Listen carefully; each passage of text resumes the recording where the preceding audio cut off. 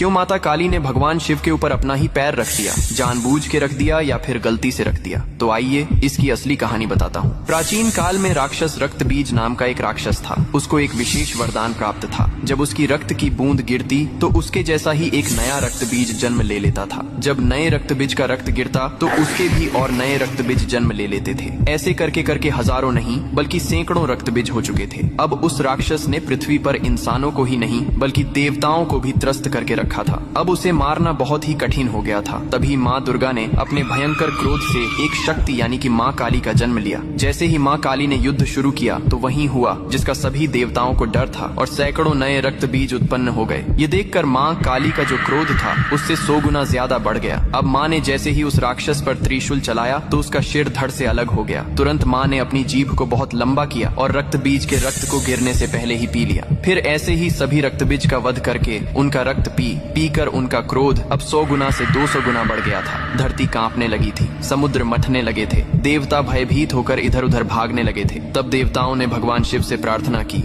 हे महादेव, आप ही माता काली के संताप को शांत कर सकते हैं। शिव ने देवताओं की पुकार सुनी और माँ काली के सामने युद्ध भूमि में पहुंच गए। लेकिन माँ अपने तांडव में इतनी लीन थीं कि उन्होंने शिव को भी नहीं देखा। तभी भगवान शिव ने स्वयं माता के चरणों में लेट गए। जैसे ही माँ काली का पैर अनजाने में शिव के सीने पर पड़ा, तुरंत उनका क्रोध शांत हो गया। उन्होंने नीचे देखा तो अपने प्रिय पति शिव थे। यह देखकर उनकी जीभ शर्मिंदगी से बाहर निकल आई। इसके बाद शिव ने मुस्कुराते हुए कहा, हे माँ, तुम्हारा यह रूप सृष्टि के संतुलन के लिए था, लेकिन यह रूप अब धरती पर बहुत धाम धूम से पूजा जाएगा। यही कारण है कि तस्वीर में और मूर्तियों में माँ काली को शिवजी पर खड़े हुए दिखाया जाता है, जो बहुत ही